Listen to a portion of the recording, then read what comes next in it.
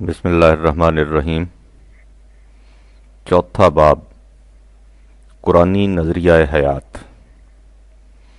گزشتہ باب میں زندگی کے جو دو نظریے پیش کیے گئے ہیں انہیں ایک مرتبہ پھر سامنے لے آئیے، کیونکہ اب انہی نظریوں پر بحث ہوگی۔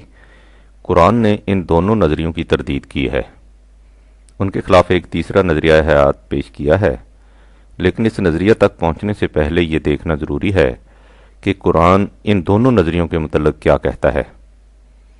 روحانیین کا نظریہ حیات اتنا کمزور اور بدیہیات سے چشم پوشی پر مبنی ہے کہ قرآن کریم نے اس کی تردید میں کچھ زیادہ دلائل کی ضرورت ہی نہیں سمجھی۔ اس نے صاف کہہ دیا، وَرَهْبَانِيَّةً ابْتَدَعُوهَا مَا كَتَبْنَاهَا عَلَيْهِمْ إِلَّا ابْتِغَاءَ رِضْوَانِ اللَّهِ فَمَا رَعَوْهَا حَقَّ رِعَایَتِهَا۔ 57/27۔ یہ مسلک رہبانیت ان لوگوں کا خود تراشیدہ ہے۔ ہم نے انہیں اس مسلک کا حکم نہیں دیا تھا، ہم نے اس کے برعکس ان سے یہ کہا تھا کہ تم اپنی زندگی کو قانون خداوندی کے ساتھ ہم آہنگ رکھو۔ انہوں نے اس کے بجائے اس روش کو اختیار کر لیا، اور پھر لطف یہ کہ اپنے خود اختیار کردہ مسلک کو بھی نباہ نہ سکے، کیونکہ یہ نبھنے والا تھا ہی نہیں۔ رہبانیت زندگی کی کشمکش سے فرار کا نام ہے۔ یہ زمانے کے ٹھوس تقاضوں کے مقابلے سے شکست خوردگی کا اعلان ہے۔ بھلا اس قسم کے مسلک کا حکم اس خدا کی طرف سے کس طرح مل سکتا تھا جس نے انسان سے اعلان اعلان کہہ دیا تھا کہ وَسَخَّرَ لَكُم مَّا فِي السَّمَاوَاتِ وَمَا فِي الْأَرْضِ جَمِيعًا مِّنْهُ 45/13۔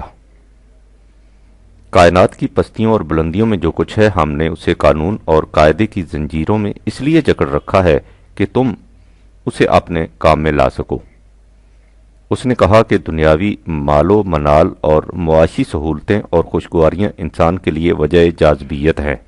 زُيِّنَ لِلنَّاسِ حُبُّ الشَّهَوَاتِ مِنَ النِّسَاءِ وَالْبَنِينَ وَالْقَنَاطِيرِ الْمُقَنطَرَةِ مِنَ الذَّهَبِ وَالْفِضَّةِ وَالْخَيْلِ الْمُسَوَّمَةِ وَالْأَنْعَامِ وَالْحَرْثِ 3/12۔ انسان کے لیے عورت مرد کے تعلقات، اولاد، مال و متاع، چنے ہوئے گھوڑوں اور مویشیوں اور کھیتی کی پیداوار میں جاذبیت رکھتی ہے۔ حقیقت یہ ہے کہ اگر اس نقطۂ نگاہ سے دیکھیں تو قرآن کے عجیب و غریب حقائق سامنے آتے ہیں۔ آپ کائنات میں غور کیجئے، دو نمایاں پہلو آپ کے سامنے آئیں گے۔ کائنات کے مختلف عناصر میں یا تو قوت و جلال دکھائی دے گا اور یا حسن و جمال۔ اس میں بجلی کی کڑک اور بادلوں کی گرج کے ساتھ قوس قزح کی رنگینیاں اور ابر رحمت کی نزہت آفرینیاں دکھائی دیں گی۔ اس میں اگر تیز ہواؤں کا جھکڑ اور طوفان ہے تو دوسری طرف نسیم سحری کا خرام ناز بھی ہے۔ اس کے جنگلات میں اگر بڑے بڑے تناور درخت اکڑے کھڑے ہیں تو صحن گلستان میں سبزہ نورستہ کا قالین بھی بچھ رہا ہے۔ دوسری طرف یہ بھی دیکھیے کہ اگر پھلوں اور فصلوں میں سامان ربوبیت اپنے افادی پہلو کو لیے ہوئے ہیں تو انہی پھلوں کا رنگ اور خوشبو جاں فضائی کی ہزار جنتیں اپنے آغوش میں رکھتے ہیں۔ یہاں صرف غلہ ہی پیدا نہیں ہوتا، پھول بھی مہکتے ہیں، یعنی کائنات میں صرف افادی پہلو ہی نہیں، حسن کا پہلو بھی ہے۔ اس میں صرف جلال ہی نہیں، جمال بھی ہے۔ آپ تاریخ انسانی پر غور کیجئے، اس نے ہمیشہ یہ کیا کہ کائنات کے جلال یا افادیت کے پہلو کو لیا، لیکن حسن و جمال کے پہلو کو نظر انداز کر دیا، اور کبھی جمالیاتی پہلو کو لیا اور قوت و اقتدار کو پس پشت ڈال دیا۔ لیکن قرآن نے آ کر کہا کہ یہ انسان کی بھول ہے، اس کی نگاہ کی غلطی ہے۔ یہاں جلال اور جمال ایک ہی حقیقت کے دو رخ ہیں۔ حسن اور قوت دونوں کا سرچشمہ ایک ہے، جسے اللہ کہتے ہیں، وہ کہتا ہے دیکھو کائنات کی مختلف قوتیں دن اور رات سرگرم عمل ہے۔ یسبح للہ ما فی السماوات والارض 64/1۔ یہ کس لیے سرگرم عمل ہیں؟ اس لیے کہ کائنات کے جلالی اور جمالی گوشوں کو بے نقاب کریں اور اس طرح بتا دیں کہ قوت اور حسن دونوں کا سرچشمہ ایک ہے۔ لاہ الملک و لاہ الحمد 64/1۔ ملک کے معنی قوت اور اقتدار ہیں اور حمد کے معنی ہیں اپریسیشن، تحسین، تاثر جمال۔ کسی حسین شے کو دیکھ کر آپ کی زبان سے بے اختیار واہ واہ نکل جاتا ہے، یہ ہے اس کی حمد۔ لہذا قوت اور اقتدار اور جمالیاتی پہلو دونوں کا سرچشمہ ایک ہے۔ اس آیت کے اگلے ٹکڑے میں قرآن نے ایک اور اہم حقیقت کو بے نقاب کیا ہے۔ وہ کہتا ہے کہ جلال اور جمال، ملک اور حمد، قوت اور حسن دو متضاد عناصر نہیں ہیں۔ یہ ایک دوسرے کی ضد یا نقیض نہیں ہیں جنہیں تم ایک دوسرے کی ضد سمجھتے ہو، وہ ایک دوسرے کے زوج، کمپلیمنٹری ہیں۔ اس لیے قرآن نے کہا ہے کہ ہم نے ہر شے کی زوج پیدا کی ہے۔ رات اور دن، ظلمت اور نور، قوت اور حسن ایک دوسرے کے زوج ہیں۔ یہ باہمد گر متماثل ہیں۔ ان کا باہمد گر متضاد ہونا تو ایک طرف ان کی تو کیفیت یہ ہے کہ ان میں سے ایک دوسرے سے نمودار ہوتا ہے۔ تولج اللیل فی النہار و تولج النہار فی اللیل 2/26۔ رات کی تاریکی غیر محسوس طور پر دن کی روشنی میں داخل ہو جاتی ہے اور دن کی روشنی رات کی تاریکی میں جا چھپتی ہے۔ اس لیے جن چیزوں کو تم ایک دوسرے کی ضد سمجھتے ہو وہ صرف قانون خداوندی کے پیمانوں کے اختلاف کی نمود ہیں۔ ان پیمانوں کے بدلنے سے کائنات کے تغیرات سامنے آتے رہتے ہیں۔ اس لیے جلال اور جمال باہمد گر متضاد نہیں، قوت اور حسن ایک دوسرے کی نقیض نہیں جو ایک جگہ اکٹھے نہ ہو سکیں۔ یہ ایرانی ذہن کی غلط نگہی تھی کہ اس نے نور اور ظلمت کو دو متضاد قوتیں سمجھ کر دین مجوس کی طرح ڈال دی۔ لہٰذا وہ نظریہ زندگی جس میں حسن و جمال اور تزئین و آرائش سے نفرت سکھائی جاتی ہو کبھی قابل قبول نہیں ہو سکتا۔ صحیح نظریہ حیات مختلف عناصر میں اعتدال، تناسب اور توازن کا قائم رکھنا ہے۔ اس نے کہا، اور ایسا کہتے وقت اس کے پیش نظر خانقاہیت کی زندگی کے علمبردار تھے جو کائنات کی ہر حسین سے آنکھیں بند کر کے عزلت نشینی اور گوشہ گیری کی روش اختیار کر چکے تھے کہ تم سمجھتے ہو کہ تزئین و آرائش اور تحسین و تجمیل اطاعت خداوندی کی راہ میں حائل ہوتی ہیں۔ ہمارا قانون یہ ہے کہ یا بنی آدم خذوا زینتکم عند کل مسجد وکلوا واشربوا ولا تسرفوا انه لا يحب المسرفین۔ تم قانون خداوندی کی اطاعت کے ہر پہلو سے زینت و جمال اخذ کرو۔ زینت و جمال صحیح تناسب و توازن کا نام ہے۔ تم دنیا کی تمام خوشگوار چیزوں کو کھاؤ پیو لیکن ان میں اعتدال رکھو اور ان سے حاصل کردہ قوتوں کو اس طرح صرف نہ کرو کہ ان سے تعمیری نتائج پیدا نہ ہوں۔ اس کے بعد بتایا کہ اس تصور کے مطابق جو معاشرہ مرتب ہوگا اس کا نقشہ کیا ہوگا۔ اس نقشے کو دیکھیے اور پھر سوچئے کہ زینت و جمال کی کون سی چیز ہے جو اس کے اندر نہیں آ گئی۔ وہ کہتا ہے کہ گھنی چھاؤں کے باغات جن کے نیچے آپ رواں ہو، اس باغ میں چھپرکھٹ بچھے ہوئے، تکیے لگے ہوئے، ان پر آرام کرنے والے دبیز اور باریک ریشم میں ملبوس سونے کے کنگن پہنے ہوئے جو اس زمانے میں سرداری کی علامت ہوتے تھے۔ یہ ہے نقشہ اس معاشرے کا۔ دیکھیے 18/31۔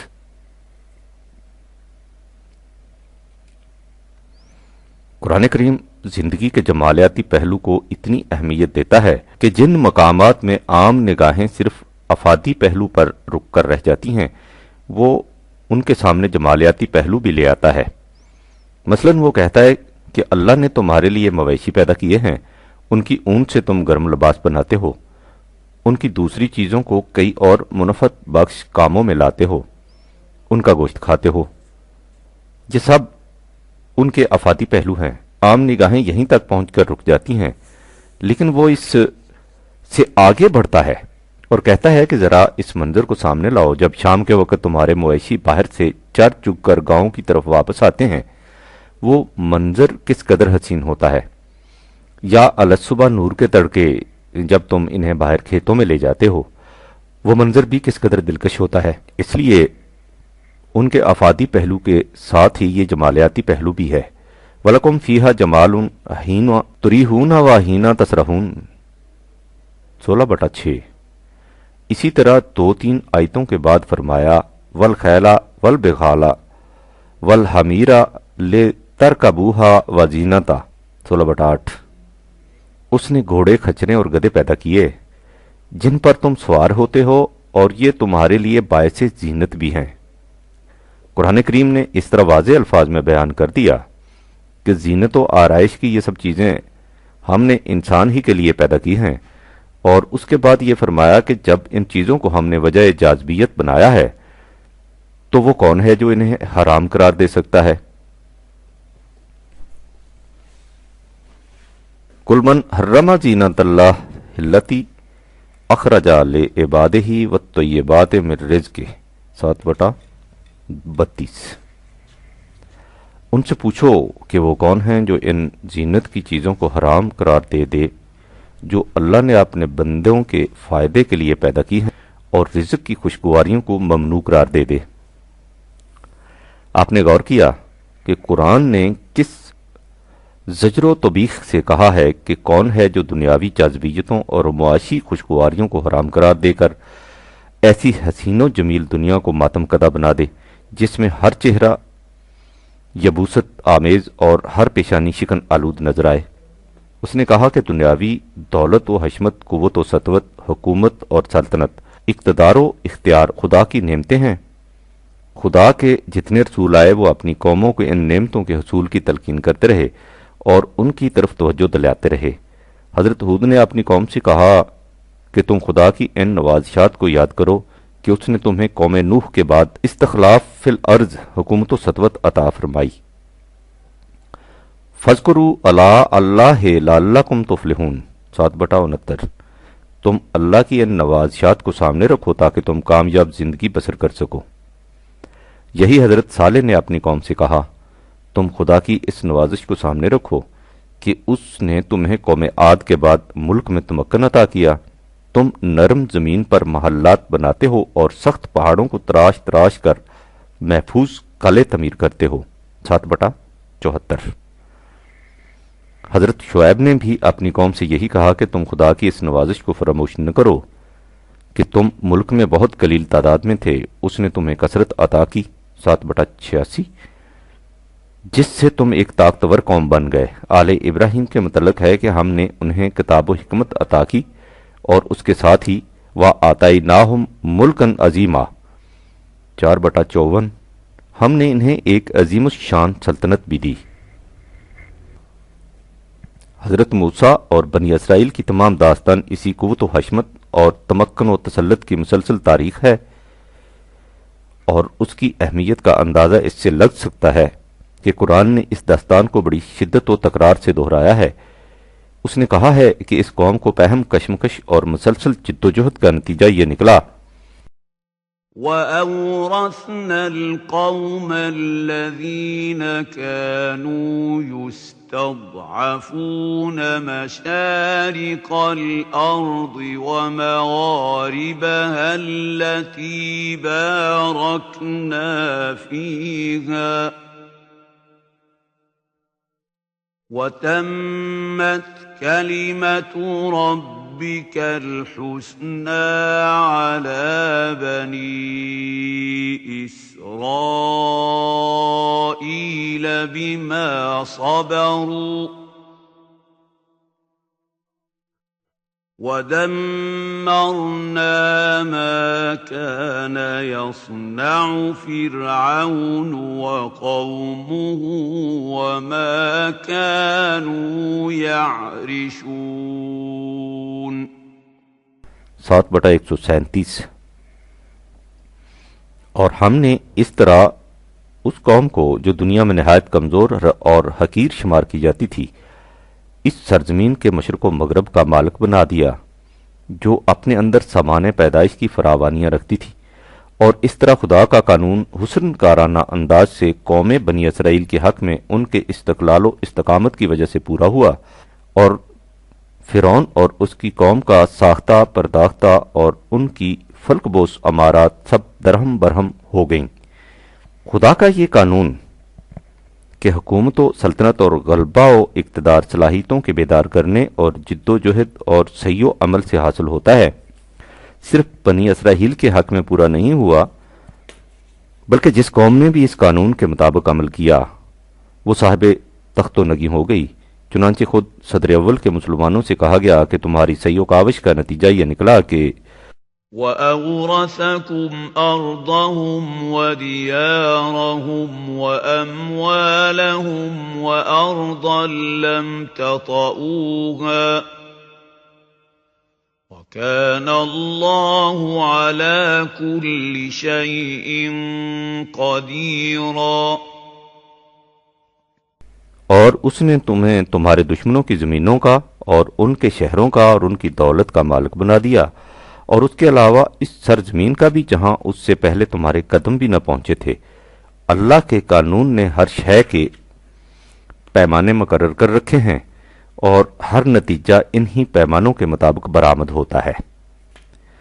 جب حضرت ابراہیم نے حجاز کی بے برگوگیا وادی میں کعبہ کی بنیاد رکھی تو اس بستی کے متعلق جو دعا کی تھی اس میں یہی عرض کیا تھا کہ اے میرے پروردگار، اس بستی کو امن و سکون کا مقام بنا اور اس کے باشندوں کو پھلوں کا رزق عطا فرما۔ 2/126 چنانچہ اللہ تعالیٰ نے قریش مکہ پر جو اپنے انعامات گنائے ہیں ان میں یہی کہا ہے کہ خدا نے انہیں بھوک رفع کرنے کے لیے رزق عطا کیا اور خوف سے انہیں معمون کیا۔ 106/3 خود نبی اکرم سے فرمایا کہ تم غریبی کے بوجھ تلے دبے ہوئے تھے، اللہ نے ایسے اسباب پیدا کر دیے کہ تم غنی ہو گئے۔ 93/8 سامان خرد و نوش ہی سے مردہ بستیاں زندہ ہوتی ہیں۔ 50/11 اور قانون خداوندی کے اتباع کا نتیجہ یہ ہوتا ہے کہ زمین اور آسمان سے رزق کی فراوانیاں حاصل ہو جاتی ہیں۔ 5/66 صرف رزق ہی نہیں بلکہ رزق کریم، عزت کی روٹی، جس کے معنی حکومت و سلطنت ہیں۔ چنانچہ اس نے کہا کہ ہمارا وعدہ ہے کہ جو قوم ہمارے قانون کو اپنی زندگی کا نصب العین بنائے اور پھر صلاحیت بخش کام کرے ہم اسے حکومت عطا کر دیں گے۔ 24/55 ہم ایسے لوگوں کو نہایت خوشگوار زندگی بسر کرائیں گے۔ 16/97 ان کے لیے خوشحال زندگی کی زندہ بشارتیں ہیں۔ لہم بشرا فی الحیات الدنیا 10/64 ان کے لیے دنیاوی زندگی میں خوشخبریاں ہیں۔ اس کے برعکس جو لوگ اس قانون کی خلاف ورزی کریں گے ان کے لیے خزیٌ فی الحیات الدنیا دنیاوی زندگی میں رسوائی ہے۔ 2/85 اس رسوائی کی تفصیل کیا ہے؟ بھوک اور خوف کا عذاب، رزق کی تنگی۔ فَأَذَاقَهَا اللَّهُ لِبَاسَ الْجُوعِ وَالْخَوْفِ بِمَا كَانُوا يَصْنَعُونَ 16/112 پس اس قوم کے جرائم کی پاداش میں اللہ نے انہیں بھوک اور خوف کی سزا کا مزہ چکھایا۔ نیز 7/130 یعنی رزق کی فراوانی معاشی سہولتیں اور خوشگواریاں خدا کی نعمتیں ہیں، اس کے برعکس رزق کی تنگی، بھوک اور خوف خدا کا عذاب ہے۔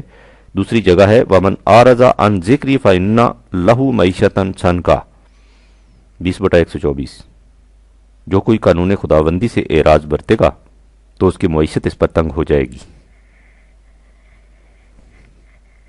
اتنا ہی نہیں، قرآن نے اس حقیقت کو اور بھی واضح الفاظ میں ذہن نشین کرانے کی کوشش کی ہے۔ خدا پرستوں کے نزدیک انسانی زندگی کا منتہا یہ ہے کہ جنت مل جائے۔ تمام نیکیاں حصول جنت کی خاطر کی جاتی ہیں۔ جنت کی دوسری تفاصیل کو سر دست چھوڑیے۔ قرآن میں قصہ آدم کے ضمن میں ہے کہ آدم سے کہا گیا تھا کہ ابلیس تمہارا دشمن ہے، کہیں ایسا نہ ہو کہ یہ تمہیں جنت سے نکلوا دے اور اس کے بعد تمہیں مشکلات کا سامنا ہو۔ فتشقا، حالانکہ تمہاری یہاں یہ حالت ہے کہ إِنَّ لَكَ أَلَّا تَجُوعَ فِيهَا وَلَا تَعْرَىٰ وَأَنَّكَ لَا تَظْمَأُ فِيهَا وَلَا تَضْحَىٰ۔ 2/118 119۔ تمہیں نہ بھوک کی تکلیف ہے، نہ لباس کی، نہ پیاس کی، نہ مکان و دھوپ کی۔ یعنی جنت کی زندگی میں بھوک، پیاس، لباس اور مکان کی تنگی نہیں ہوتی۔ غور کیجئے، یہی چیزیں انسان کے بنیادی ضروریات زندگی ہیں۔ لہذا جنت کی زندگی کی ایک خصوصیت یہ ہے کہ اس میں انسان اپنی بنیادی ضروریات زندگی سے محروم نہیں رہتا۔ اور دوسری جگہ ہے کہ جنت میں آدم اور اس کی بیوی سے کہہ دیا گیا تھا وَكُلَا مِنْهَا رَغَدًا حَيْثُ شِئْتُمَا 2/35۔ تم اس میں جہاں سے جی چاہے بافراغت کھاؤ پیو، یعنی جنت کی زندگی میں سامان خورد و نوش کی طرف سے بالکل اطمینان ہوگا۔ اس کے حصول میں نہ کسی قسم کی مشقت اٹھانی پڑے گی، نہ تکان ہوگی۔ 35/35۔ اس رزق کی فراوانی کو دیکھ کر اہل جنت خدا کا شکر ادا کریں گے۔ اذهب عنا الحزن 35/34، کہ اس نے ہم سے حزن دور کیا۔ اس کے علاوہ متعدد مقامات پر دہرایا گیا ہے کہ جنت کی زندگی میں لا خوف علیہم ولا هم یحزنون، نہ کسی قسم کا خوف ہوگا نہ حزن، ہر قسم کی حفاظت بھی ہوگی اور فکر معاش کی طرف سے اطمینان بھی۔ صرف فکر معاش کی طرف سے اطمینان ہی نہیں بلکہ وہاں سامان خورد و نوش اور آرائش و زیبائش کی فراوانیاں ہوں گی۔ قرآن میں جنت کی زندگی کی تفاصیل دیکھیے اور پھر غور کیجئے کہ آسائشوں اور خوشگواریوں کی کون سی چیز ہے جس کی وہاں فراوانی اور ارزانی نہیں۔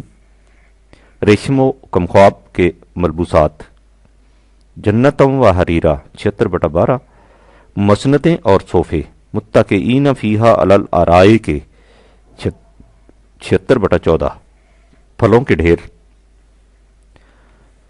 ذللت قطوفہا تذلیلا 76/14، چاندی کے برتن اور شیشے کے کنٹر، بانیات من فضت و اکواب کانت قواریرا 76/15، باریک اور دبیز حریر و اطلس کے پردے اور ملبوسات، سیاب و سندس حضر و استبرقن 76/21، ہیرے اور جواہرات کے مرصع زیور، اساورہ من ذہب و لؤلؤا 22/23 35/33، زیور ہی نہیں بلکہ سونے کے طباق اور آب خورے، بصحاف من ذہب و اکواب 43/41، دودھ اور شہد اور خمر لذیذ کی نہریں 47/15، ہر قسم کے پھل اور گوشت، بے فاکہۃ و لحم مما یشتہون 52/22، نرم و نازک قالین اور ریشمی فرش، زفرفن حضر و ابکری حسان 55/76، ایسے مشروبات جن پر مشک کی مہریں لگی ہوں گی، رحیق مختوم ختام مسکن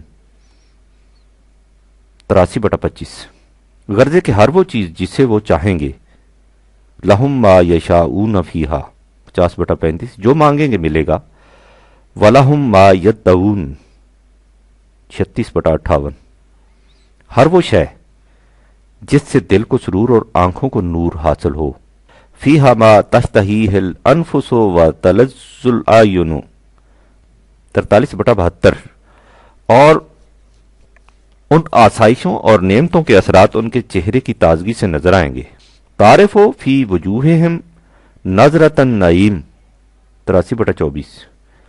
یہ ہے قرآن کی روح سے جنت کی زندگی جو قرآنی پروگرام کے مطابق عمل کرنے سے ملتی ہے۔ واضح رہے کہ قرآن کریم کی روح سے جنت کی زندگی صرف مرنے کے بعد حاصل نہیں ہوتی اس دنیا میں جو معاشرہ قرآن کریم کے قوانین کے مطابق متشکل ہوتا ہے اسے بھی جنتی زندگی کے مماثل قرار دیا گیا ہے۔ جنت کی آسائشیں اور زیبائشیں، وہاں کی فراوانیاں اور خوشحالیاں اسی دنیا کی زندگی میں حاصل ہو جاتی ہیں۔ مرنے کے بعد کی جنت کے سلسلہ میں ان کا بیان تمثیلی ہے۔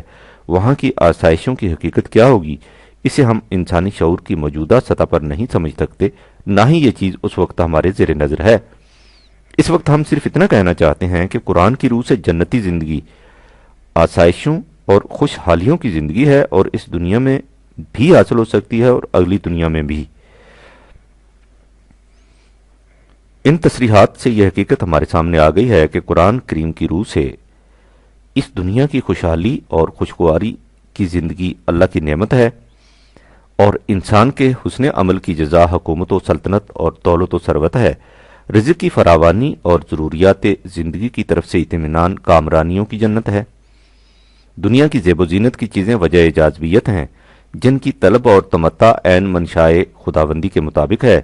اس کے برخلاف ذلت اور رسوائی، محکومی اور کمزوری، بے بسی اور بے کسی، بھوک اور خوف خدا کا عذاب ہے جو اس قوم پر مسلط ہوتا ہے جو اس کے قانون کائنات سے سرکشی یا اعراض برتتی ہے۔ اس سے ظاہر ہے کہ روحانیین کا وہ نظریہ جس کی روح سے دنیا اور اس کی جاذبیتوں کو قابل نفرت سمجھا جاتا ہے، اور جہاں کی ذلت و خواری اور فقر و فاقہ کو جنت کی نشانی قرار دیا جاتا ہے، قرآنی تصور حیات کے یکسر خلاف ہے۔ یہ تو ہوا پہلے نظریہ کے متعلق، اب دوسرا نظریہ لیجئے جس کی روح سے سمجھا جاتا ہے کہ زندگی اسی دنیا کی زندگی ہے۔ اس لیے ربوبیت سے مراد صرف جسم انسانی کی پرورش ہے اور بس۔ جب موت سے جسم انسانی کی طبعی زندگی ختم ہو جائے گی تو انسان بھی ختم ہو جائے گا۔ اس لیے انسانی تگ و تاز کا ماحصل یہ ہے کہ اس کی موجودہ زندگی کسی نہ کسی طرح عیش و آرام سے گزرے، کھانے کو عمدہ غذا، پہننے کو اچھے کپڑے، رہنے کو کشادہ مکان، ان کے علاوہ دیگر آسائش کے سامان۔ اگر یہ سب کچھ میسر آ جائے تو سمجھا جاتا ہے کہ انسانی زندگی کا مقصد پورا ہو جاتا ہے، اس لیے کہ ان کے نزدیک انسان سے مراد صرف اس کا جسم ہے اور ربوبیت سے مراد انسانی جسم کی پرورش۔ قرآن اس نظریہ کی بھی تردید کرتا ہے، اس لیے کہ اس کے نزدیک یہ نظریہ حقیقت کے خلاف ہے۔ انسان صرف جسم ہی کا نام نہیں، جسم کے علاوہ انسانی ذات نفس بھی ہے جو حیات جاوداں حاصل کر سکتا ہے، اس لیے موت سے زندگی کا خاتمہ نہیں ہو جاتا۔ دوسرے یہ کہ مادیین کے نظریہ کے ماتحت مستقبل کی زندگی کو تو چھوڑیے، خود اس دنیا میں تمام انسانوں کی ضروریات زندگی پہم پہنچانے کا بھی خاطر خواہ انتظام نہیں ہو سکتا۔ اس کے خلاف قرآن ایک ایسا نظام متعین کرتا ہے جس میں تمام نوع انسانی کی نہ صرف ضروریات زندگی کی بہم رسانی ہی کا اطمینان بخش انتظام ہو جاتا ہے، بلکہ ان کی مضمر صلاحیتوں کے نشو و نما پانے کا بھی بطریق احسن بندوبست ہو جاتا ہے، اور اس طرح خود انسانی ذات کی نشو و نما بھی ہو جاتی ہے، جس سے وہ اس زندگی کے بعد اگلی زندگی کی منزلیں طے کرنے کے قابل بھی ہو جاتی ہے۔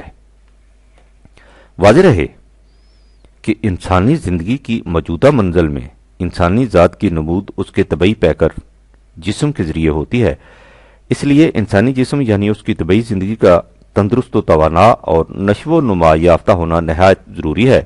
لہذا اس سطح زندگی پر انسان کی مادی ضروریات کا نہایت خوشگوار طریق سے پورا ہونا خود اس کی ذات کی نشو و نما کے لیے ضروری ہے۔ اس سے یہ بھی واضح ہے کہ مادی ضروریات کا پورا ہونا ضروری تو ہے لیکن مقصود بذات نہیں، یہ انسانی ذات کی نشو و نما کے بلند مقصد کے حصول کا ذریعہ ہے، جس طرح گھوڑا مسافر کو اس کی منزل مقصود تک پہنچانے کا ذریعہ ہوتا ہے۔ اب آگے چلیے، ہم پہلے دیکھ چکے ہیں کہ قرآن کریم نے بتایا ہے کہ منزل انسانیت میں پہنچ کر زندگی کی ارتقائی حالت وہ نہیں رہی جو حیوانات تک تھی۔ انسان میں ایک اور چیز کا بھی اضافہ ہوا ہے جسے قرآن نے نفخ روح خداوندی سے تعبیر کیا ہے۔ یہ وہ حقیقت ہے جسے جیسا کہ باب دوم میں پہلے بھی لکھا جا چکا ہے، اب خود مغرب کے مفکرین بھی یہ تسلیم کر رہے ہیں۔ مثلا اوسپینسکی کہتا ہے، ہر انسان دو ہستیوں کا مجموعہ ہے، ایک وہ جو جمادات، نباتات اور حیوانات کا مرکب ہے، یعنی وہ انسان جو زمان و مکان کی دنیا میں رہتا ہے، اور دوسرا وہ جس کی دنیا اس سے الگ ہے۔ اول الذکر انسان ماضی سے متعلق ہے اور ثانی و ذکر مستقبل کا انسان ہے۔ انسانی انا میں اس ماضی اور مستقبل کی کشمکش جاری رہتی ہے۔ انسانی روح در حقیقت اسی کشمکش کی رزمگاہ ہے۔ نیٹشے نے زرتشت کی زبان سے اسی حقیقت کا اعلان کیا تھا جب اس نے کہا تھا کہ میں ویروز اور امروز ہوں، لیکن مجھ میں کچھ ایسا بھی ہے جو فردا اور مستقبل سے متعلق ہے، یعنی زندگی جمادات، نباتات، حیوانات کے مراحل سے گزرتی ہوئی درجہ انسانی میں پہنچی ہے۔ یہ انسان کی سابقہ ماضی کی تاریخ ہے، لیکن انسان کا مستقبل اس ماضی کی بڑھتی ہوئی شکل نہیں، بلکہ مستقبل کا انسان ماضی کے انسان سے مختلف ہے، اس لیے کہ انسان کے درجہ میں پہنچ کر ایک نئی چیز کی نمود ہوتی ہے جسے انسانی ذات، پرسنالٹی یا نفس، سیلف کہا جاتا ہے۔ اب مستقبل اس ذات یا نفس کا ہوگا۔ انسانی جسم جمادات، نباتات اور حیوانات ہی سے مرکب ہے، اس لیے اس میں طبعی قوانین کے تحت ہر آن تغیرات ہوتے رہتے ہیں، لیکن انسانی ذات یا نفس خدائی طاقت، روح کا مظہر ہے، اس لیے یہ خارجی تغیرات سے متاثر نہیں ہوتا۔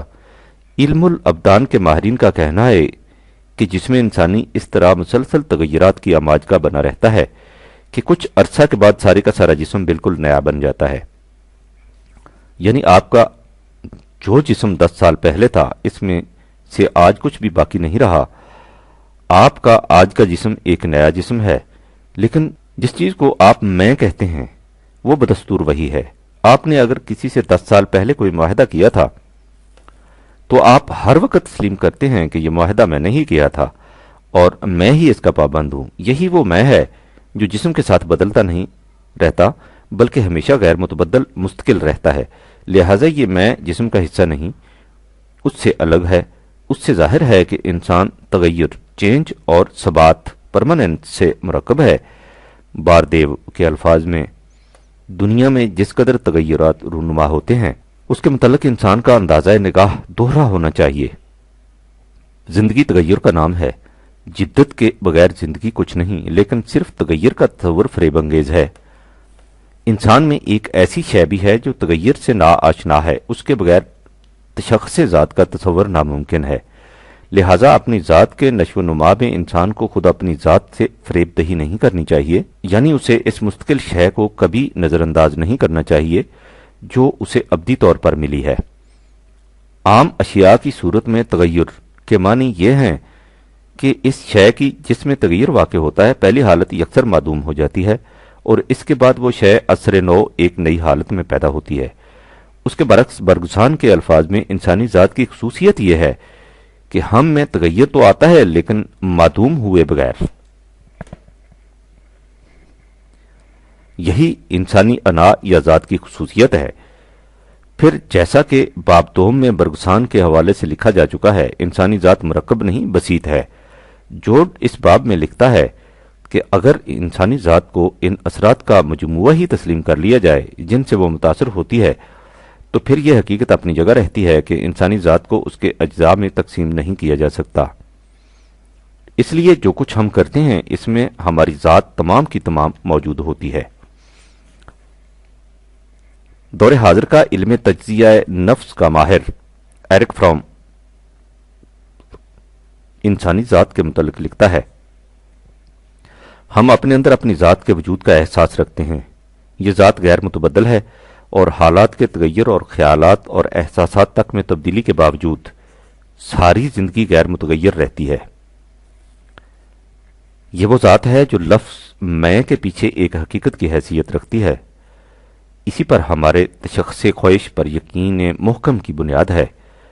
اگر ہمیں اپنی ذات کے غیر متغیر ہونے پر یقین نہ ہو تو ہمارا تشخص متزلزل ہو جاتا ہے اور ہم دوسروں کے محتاج ہو جاتے ہیں۔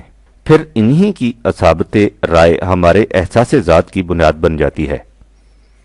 وہی شخص دوسروں کا وفاشیار ہو سکتا ہے جسے اپنی ذات پر ایمان ہو، اس لیے کہ صرف ایسے شخص کو یقین ہو سکتا ہے کہ جو کچھ وہ آج ہے وہی کچھ وہ مستقبل میں ہوگا، اور وہ اسی لیے وہ اس وقت بھی ویسا محسوس کرے گا اور اس کے مطابق عمل کرے گا جیسا وہ اس وقت محسوس کرتا ہے۔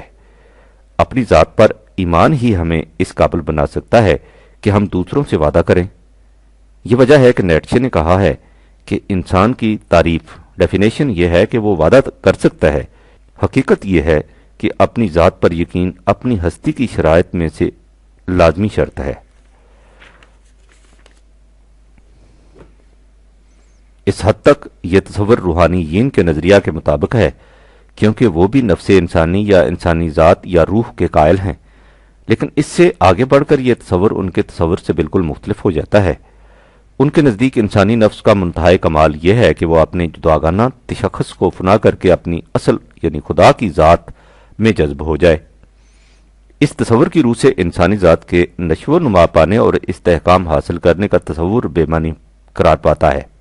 قرآنی تصور کی روح سے انسانی ذات اپنا مستقل تشخص رکھتی ہے، اور انسانی جدوجہد کا مقصود یہ ہے کہ اس کی ذات اس قدر پختگی حاصل کر لے کہ اس کا جداگانہ تشخص فنا نہ ہونے پائے۔ پھر روحانیین کے نزدیک انسانی ذات کے تزکیہ کے لیے ضروری ہے کہ انسانی دنیا اور اس کے تمام متعلقات کو قابل نفرت سمجھے، ان سے دور بھاگے، ان سے قطع تعلق کر لے۔ یہ تصور جیسا کہ ہم پہلے بیان کر چکے ہیں قرآنی نظریہ حیات کے یکسر خلاف ہے۔ اسی لیے اس نظام ربوبیت میں جسے قرآن اس دنیا میں انسانی زندگی کا منتہا و مقصود قرار دیتا ہے، ان حضرات کا کوئی حصہ نہیں ہو سکتا۔ یہ اس سے دور بھاگتے ہیں۔ اس سے واضح ہے کہ قرآنی نظریہ حیات میکانکی اور روحانیین کے نظریات سے بالکل الگ ہے۔ دیکھنا یہ ہے کہ قرآنی نظریہ کی روح سے نظام ربوبیت کس طرح قائم ہوتا ہے۔ شکریہ۔